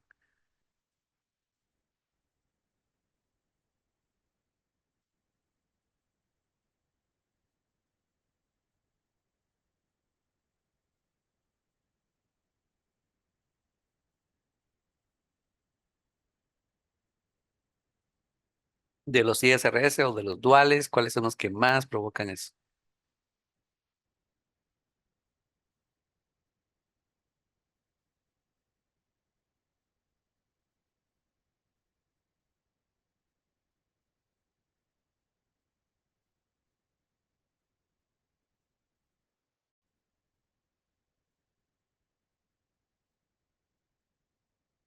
Pues sí, muy bien. La verdad es que los que más provocan el síndrome de descontinuación en los pacientes de los que estamos mencionando aquí hoy, ¿verdad? Era la paroxetina que pusieron acá, la desvenlafaxina, la venlafaxina son los que más pueden provocar el síndrome de descontinuación y provocar todas estas molestias al irlos bajando y quitarlos, ¿verdad? Por eso hay que hacerlo lento. Se titula lento y se omite lento. Ese es un buen consejo que siempre utilizamos. Vamos lento en esto, a pesar de que pues nosotros en el caso sí a veces usamos un poco más rápido, pero obviamente nos dedicamos a eso, pero la mayoría de veces siempre también lo hacemos lento, a menos que sea un paciente con un intento suicida o con una ideación suicida muy grave, pues sí, la verdad es que los síntomas que le puedan dar a los primeros días no le van a dar tanto problema como que si él se intenta hacer daño, entonces ahí sí utilizaríamos.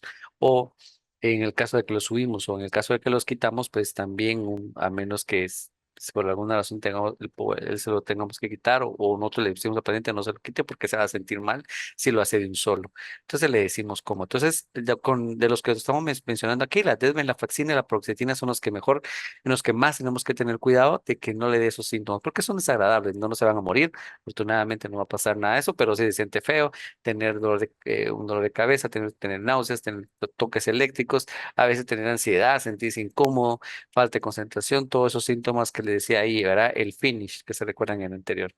Muy bien, entonces con eso pues ya termino y pues estamos abiertos y lo hicieron muy bien, perfecto. En las preguntas las respondieron muy bien, así que los felicito por poner atención. Estuvo re bonito, así que por favor, si tienen preguntas, para eso estoy. Muchas gracias, doctor Higueros. Y sí, justamente tenemos algunas preguntas acá en el chat, pero antes de empezar con las preguntas que tengo acá en el chat, ¿cuál sería el plan educacional que deberíamos de darle a un paciente que lo estamos diagnosticando, le estamos empezando un tratamiento? eh, ¿Qué deberíamos de esperar en él? O sea, ¿qué deberíamos de tener como plan educacional antes de que el paciente abandone la clínica y que asegure la secuencia del tratamiento? Sí, muy buena pregunta. El plan, lo que decimos al paciente siempre, comenta, mire, pues no se acostumbre a vivir así, tiene que tomarse el medicamento de la forma en que yo le digo, tiene que ser constante, todos los días tomarlo a la misma hora, no es exacto, pero más o menos es en la mañana, después del desayuno. Si presenta síntomas, es normal que pueda presentar dolor de cabeza, malestar estomacal, un poco de insomnio, por eso lo va a tomar la mayoría en la mañana, solo hay unas cuantas excepciones que lo mencioné ahí. Tómeselo en la mañana, tómelo con comida. Si le da algunos efectos, generalmente son pasajeros las primeras semanas mientras uno se acostumbra. No se asuste por los efectos, que generalmente les decía son dolor de cabeza, malestar estomacal, un poco de insomnio, a veces en personas un poco de mareo, pero son generalmente leves y súper tolerables. Si no fuera ese el caso, me avisa. Y por eso comenzamos comúnmente con la dosis más baja, con media tableta una semana, lo que muchos, con una forma conservadora para luego empezar ya con el tratamiento de una tableta completa. Eso es lo que usualmente le decimos. Luego, las cosas que le decimos que también platicábamos al principio, que funcionan muy bien y que sabemos que si uno lo agrega al tratamiento, les va a dar un plus enorme. Entonces, ¿qué son?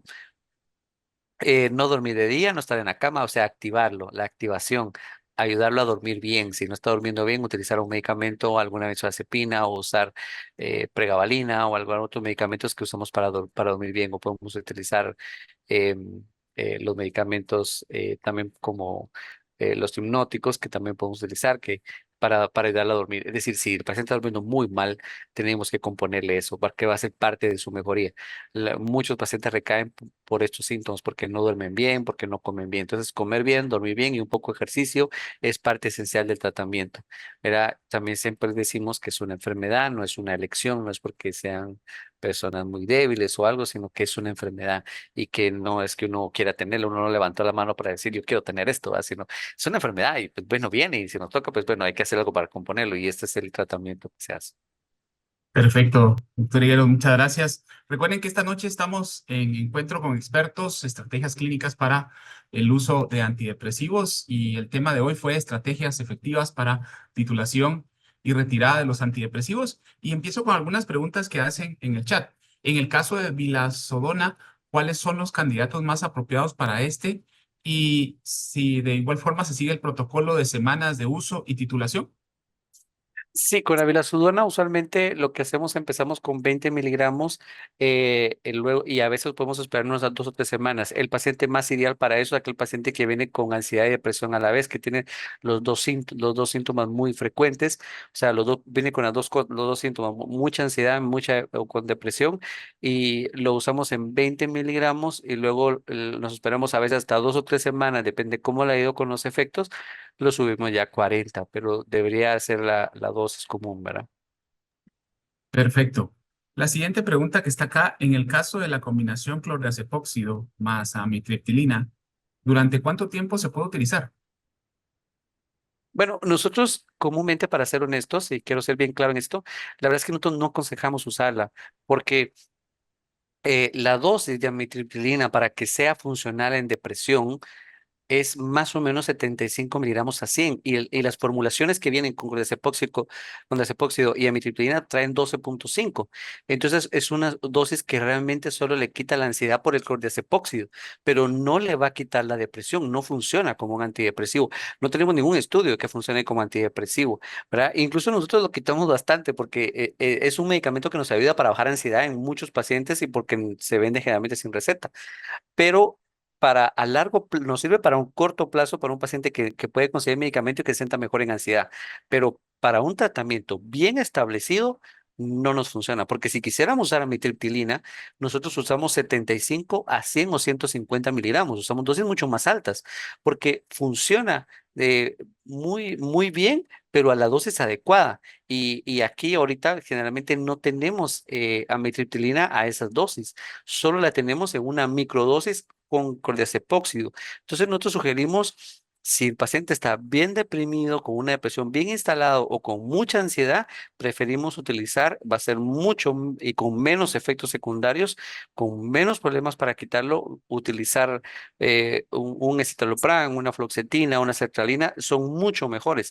La gran ventaja que tiene el clordiazepóxido con amitriptilina es que quita la ansiedad inmediatamente y los hace dormir, pero a largo plazo no va a resolver nada, no va a resolverlo, porque una benzodiazepina a esta dosis no quita la ansiedad ni quita la depresión, solo es una benzodiazepina, y la amitriptilina pues con 12,5 miligramos no sacamos a nadie, ¿verdad? Nosotros lo usamos como una segunda o tercera línea. Cuando han fracasado otros medicamentos, entonces lo combinamos y le damos amitriptilina o cloimipramina, que es lo que más tenemos en otros países hasta ahora, y lo usamos en dosis mucho más altas, es decir, 75, 100 miligramos de amitriptilina no lo vamos a lograr conseguir con las dosis. Entonces, tratamos de usarlo, pues la verdad es que en menos de una semana o algo, mientras ya logramos ver bien el diagnóstico, nos puede servir para ansiedad, pero luego ya a la semana le hacemos un buen diagnóstico y le damos un buen tratamiento establecido, ¿verdad? Gracias. ¿Cuánto tiempo se debe usar bupropión? El bupropión es una molécula muy, muy buena, muy noble, es de los que usamos mucho. El problema que a veces más tenemos es el precio. Es un medicamento que funciona también en dopamina y el bupropión lo utilizamos al igual que el resto que hemos estado hablando como mínimo 6 meses, un año. Y este tiene la ventaja de que lo usamos también en enfermedad bipolar, es el que menos provoca viraje a manía. Entonces, si uno sospechara, en el caso que uno pueda pensar, o que el paciente nos diga que es una persona con enfermedad bipolar, es mucho más preferible usar bupropión que cualquier otro medicamento de los que hemos hablado. Este es el que mejor funciona con ellos, aunque en el caso bipolar también damos un antipsicótico como risperidona, quetiapina, algún otro medicamento para poder utilizarlo, para estar seguros de que no va a subir, pero no va a pasar una manía o una hipomanía, se va a elevar demasiado. Pero en el caso, también lo utilizamos en los pacientes ideales, serían aquellos pacientes que tienen un déficit de atención y están deprimidos. Ahí es fantástico, porque incluso mejora el déficit de atención. Es una segunda o tercera línea de déficit de atención el bupropión. Entonces es un buen medicamento. También funciona para cesar el fumar. También nos funciona en eso. Pero es un medicamento que utilizamos igual. Para lo único que no funciona bien es para ansiedad. Si es un paciente ansioso, una depresión con mucha ansiedad, no funciona bien. O solo ansiedad tampoco funciona bien. Ahí sí preferimos utilizar un ISRS. Pero si es un paciente bipolar o solo tiene depresión y eh, tiene un déficit de atención, un TDAH, el bupropión es el indicado y funciona muy bien y debe cumplirse el mismo tiempo. Y el tiempo varía, el tiempo es igual para antidepresivos tricíclicos, para ISRS, para duales, para todos, porque pareciera ser que antes de ese tiempo, como que los cambios en el cerebro no son lo suficientemente duraderos para lograr hacer que no vuelva a recaer, porque esa es nuestra misión, que no vuelva a recaer nunca en esto. O sea, que le dio en el primer episodio, lo captamos, le dimos su tratamiento y se curó y nunca volvió a esto. Eso es nuestra meta, que el paciente en la primera vez, porque sabemos que si lo tomó poco tiempo, lamentablemente va a recaer y la recurrencia hace que pueda volverse crónico y tenga que tomar medicamento al final toda la vida. Eso es lo que tratamos de evitar mucho. Excelente. En el chat hay muchos que te felicitan por la charla de esta noche. Muchas gracias por todos los Muchas gracias, contenidos. gracias a todos. Y hay una siguiente pregunta. En el caso de depresión postparto, ¿es el mismo tiempo de tratamiento? Comúnmente sí. Vieran que cuando es depresión postparto utilizamos también 6 meses o un año.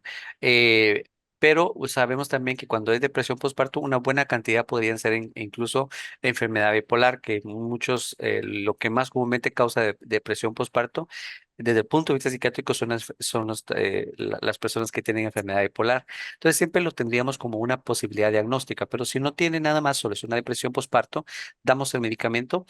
Los medicamentos que más podemos utilizar y que incluso pues ningún medicamento está totalmente aprobado para el embarazo ni tampoco para la lactancia, pues, pero los que podemos utilizar que son más seguros son la sertralina y la fluoxetina, los que mejor funcionan para pacientes tanto embarazadas como para el posparto, ¿verdad? En depresión posparto son los que más utilizamos, los que menos efectos le van a dar al bebé y a la paciente. Por supuesto que si van a comenzar, la gran mayoría somos muy conservadores y le pedimos al paciente que mejor quite la lactancia materna. Pero si la paciente insiste mucho, la verdad es que yo tengo un montón, en el caso de, por ejemplo, he tenido médicos que ellos mismos me dicen, no, mire, investigué y la verdad es que yo se lo voy a seguir dando, me voy a tomar el antidepresivo, pero lo voy a seguir dando a mi bebé. Y todos han estado bien, o sea, no ha pasado nada, usamos dosis bajas y buscamos la mejoría y obviamente es mucho mejor tomar el medicamento a tener una mamá muy deprimida que no, que rechaza al bebé o que no se siente bien con el bebé.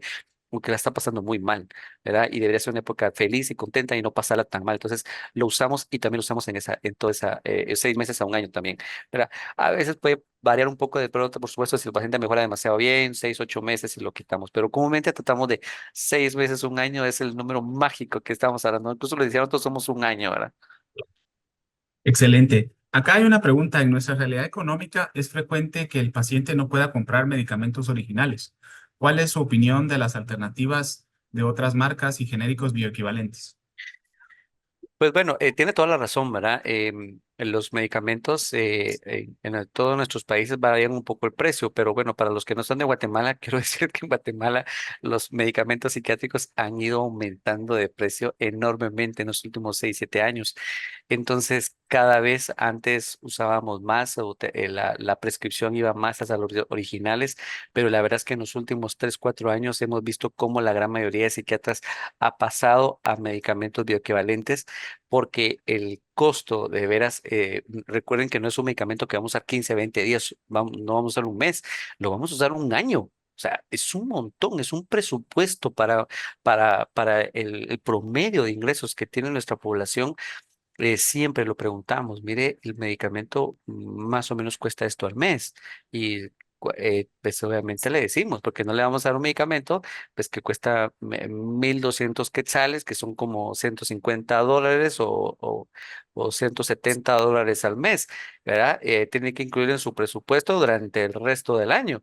Pues entonces va a decir, ok, permítame, mejor sigo deprimido un poquitín, ¿verdad? O sea, no está tan mal el asunto, si voy a tener que gastar esa plata, no la tengo. Entonces, nosotros sí los utilizamos bastante. Como todos, creo que con el tiempo vamos agarrando algunas marcas que vamos agarrando mucha más confianza, los probamos, vemos que funcionan y entonces los vamos utilizando. Creo que todos hacemos más o menos lo mismo. En algunas ocasiones, si el paciente puede pagarlo, utilizar los originales, pero como una gran parte de la población no puede, pues le decimos los precios más o menos y casi siempre tenemos dos o tres laboratorios que son los que hemos probado y confiamos y creo que son los que usamos. Porque, por ejemplo, en el escitalopram hay como 15, 20 marcas, pero por ejemplo, la mayoría utilizamos dos o tres, ¿verdad? No utilizamos las 15 o 20 marcas que hay, utilizamos cuatro o cinco y cada quien va agarrando las que ha probado, ve que funcionan y entonces, y es un buen precio, el paciente los puede comprar, principalmente veo que el paciente lo puede comprar y está funcionando. ¿Verdad? Porque sí, definitivamente, por lo menos en Guatemala, e incluso yo tengo pacientes que me dicen, mire, yo mejor, pues sí, lo estoy comprando aún, ya sea un genérico equivalente o el original, lo hago para México, lo hago para El Salvador, porque el precio varía mucho a lo que está haciendo aquí en Guatemala. Perfecto. Hay otra pregunta que destaca que en el caso de la atomoxetina en adolescentes y jóvenes adultos, ¿cómo recomendarías el destete o qué otro medicamento aconsejarías? Bueno, la atomoxetina es un medicamento que usamos bastante para déficit de atención. Nuestra principal indicación es déficit de atención. Si un paciente tiene ansiedad y déficit de atención, pues lo utilizaríamos. En Guatemala, hasta ahorita nuevamente tenemos atomoxetina, pero en muchos países ya no lo tenemos. No tenemos atomoxetina como la teníamos antes. El de primera línea para un déficit de atención siempre es el metilfenidato, es el medicamento de elección para déficit de atención. Pero si queremos utilizar algún otro, algunos les va muy bien con atomoxetina. Comúnmente nosotros lo utilizamos en dosis de 40 o 80 miligramos o podemos utilizar un poco más, pero comúnmente lo bajamos a 40 y luego vamos bajando, lo omitiríamos. Pero quiero recordarles que pues, si es déficit de atención, lo va a tener que utilizar durante muchos años. Y a menos que veamos que los síntomas o lo que él está haciendo ahora o él realmente se lo quiere quitar, entonces lo bajamos a 40 durante una temporada y lo vamos bajando. Incluso algunas veces vendían dosificaciones más bajas, ¿verdad? De 20. En Guatemala ahora quienes lo traen, pues lo hacen a las dosis que uno quiere, incluso, es decir, 40, 80 o si uno les pide 20, lo pueden hacer, entonces sería más bajo, ¿verdad? Pero la verdad es que si alguien tiene déficit de atención y le está funcionando la tomoxetina, esto va a ser de muchos años. De muchos, ¿verdad? Entonces, a menos que tenga una nueva enfermedad o queramos probar un nuevo medicamento o queramos hacer algo, entonces lo bajamos a 40, podemos probar y la mayoría en 40 lo podemos quitar, como también lo podemos comenzar en 40. 80 a 120 la dosis que usamos generalmente más para déficit de atención, pero Si quisiéramos utilizar menos aún, podemos 20, ¿verdad? Y la mayoría creo que podrían quitarlo con eso. Excelente. Muchas gracias. Y la última pregunta que tengo acá es, ¿qué tan efectiva es la combinación de fluoxetina 20 miligramos más 10 de citalopram para el paciente con depresión o trastorno bipolar? Bueno, fíjense que nosotros por regla no los combinamos, es decir, no combinamos escitalopram con sertralina ni con fluoxetina, o sea, entre ellos nunca los combinamos. Siempre o usamos uno o usamos el otro. Y en enfermedades bipolares donde menos los combinamos porque tienen un porcentaje muy alto de convertirse en llevarlos a manía. Entonces, la recomendación siempre, que tal vez no la mencioné ahí, tal vez esa diapositiva se me fue, pero era que no los vamos a combinar nunca. Todos los que hablamos aquí no son combinables, ¿verdad? Solo utilizamos, bueno, ya que estamos hablando del tema, bueno, sí, ¿qué hacemos nosotros? Nosotros solo combinamos varios, por ejemplo, entre fluoxetina, sertralina, paroxetina, escitalopram, nunca los combinamos. O usamos uno o usamos el otro. Vamos disminuyendo uno y subimos el otro si queremos cambiar por efectos secundarios. Pero comúnmente si no le funcionó serotonina, mejor probamos de un dual. Si no está funcionando, probamos un dual, porque pues, es como cuando usamos antibióticos, ¿verdad? No vamos a darle uno de la misma familia, mejor usamos una familia diferente. Pero de los que sí son combinables, de los que vimos ahí, son varios. A ver, podemos combinar bupropión con todos los ISRs. Bupropión tiene otra ventaja con eso. Es un medicamento que podemos potencializar. Por ejemplo, un paciente que no está funcionando con escitalopram y quiero yo que mejore, bupropión sería una muy buena opción para agregarle, ¿verdad?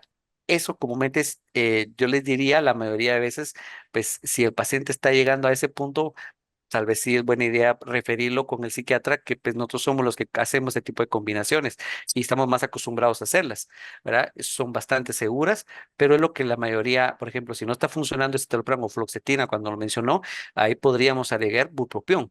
Esa sí es una buena opción. Las otras cosas que se pueden combinar, por ejemplo, es mirtazapina con venlafaxina. También, porque actúan un poco diferente, pueden mezclarse. Pero de ahí el resto no lo combinen. La cantidad de efectos secundarios es enorme y también la probabilidad de darle un síndrome serotonínico también la aumentamos. Aunque no le demos síndrome serotonínico, pero van a haber una cantidad de efectos secundarios muy desagradables para el paciente. Entonces no es buena idea. Y también sabemos que no funciona. Si funcionara lo haríamos, pero tampoco la estadística sugiere que no funciona. Si los combinamos, lo único que hacemos es aumentar un montón los efectos secundarios de los medicamentos y la mejoría igual. Es decir, porque tal vez la analogía sería como que tenemos un paciente con amoxicilina y le ponemos otro medicamento como ampicilina, ¿verdad? O sea, necesitamos, o sea, no, démosle de otra familia, ¿no? De otro lado, que actúe en otro lugar. Lo mismo hacemos con los antidepresivos. Si le estoy dando un serotoninérgico, como hablábamos hoy, pues prefiero darle un dopaminérgico, que en el caso del bupropión, no solo no incrementan los efectos secundarios de uno y del otro, sino que actúan en diferentes lados. Entonces, mi probabilidad de mejoría es mucho mayor y no de efectos secundarios. Entonces, promovemos no cambiar. Pero muy buena la pregunta porque siempre nos da esas dudas. ¿Será que todos los podemos combinar? ¿Verdad? Pero sugerimos que no. La verdad es que no funciona y sí le aumentamos un montón los efectos secundarios al paciente. Entonces, los ISRS no se combinan, solo se puede combinar con bupropión, ¿verdad? Mirtazapina con venlafaxina si lo usamos, pero si ustedes creen y no está funcionando, ya tienen dosis plenas, o sea, por ejemplo, fluoxetina o sertralina llegaron a 100, llegaron a 60 de fluoxetina, llegaron a 100, 150 de sertralina y el paciente no está mejorando, ahí es donde uno puede agregar bupropión o si no, pues ya puede referir, de repente es otro diagnóstico o de repente es bipolar, entonces lo que necesita en realidad no es un antidepresivo, sino un estabilizador del ánimo, donde usamos antipsicóticos como quetiapina o anticomiciales como la motrigina funcionan mucho mejor, ¿verdad? Que usar antidepresivos. Espero que con eso le haya respondido. No sé si me hice más No, cosas y no, más. nos quedó muy, muy claro, así como todo el contenido de la charla. Muy agradecido, doctor Higueros, por esta reunión muy productiva. Nos llevamos muchos tips para el día a día en la clínica y poder hacer las cosas de una forma diferente y titular y destetar al paciente posteriormente de una forma correcta. Recuerden, esto fue Encuentro con Expertos, en donde pudimos evaluar estrategias clínicas para el uso de antidepresivos. Y doctor Higueros, ¿cuál sería el mensaje de despedida para cerrar esta noche? Bueno, pues primero pues les mando un abrazo y gracias por estar aquí con nosotros. También gracias a ustedes por haber organizado esto. La verdad es que nos encanta poder hablar de estos medicamentos porque es algo que todos usamos y nos gusta, como todo, aprender a usarlos bien. Entonces, esta es una herramienta maravillosa para usarlos. Los antidepresivos son medicamentos bastante seguros, bastante buenos y nosotros promovemos pues que los psiquiatras somos muy pocos, que todo el mundo aprenda a hacerlo bien y pues espero poder haber podido transmitirles eso, ¿verdad? Titulen lento, quiten lento, no los combinen a menos que sea necesario. Si los síntomas son utilicen los test también, ¿verdad? Eso creo que también era importante. Y pues bueno, pues mil gracias por haber puesto atención y espero haberles aportado algo de veras. Muchas gracias, doctor Higueros. Esto fue Encuentro con Expertos, gracias al apoyo de Eurofarma. Y muy agradecido por haber estado con nosotros esta noche en este espacio de educación médica continua. Nos veremos en otra ocasión cuando toquemos otro tema tan interesante como este en otro capítulo de educación médica continua. Muchas gracias, que tenga una feliz noche y gracias por su presencia. Gracias, doctor. Gracias a todos.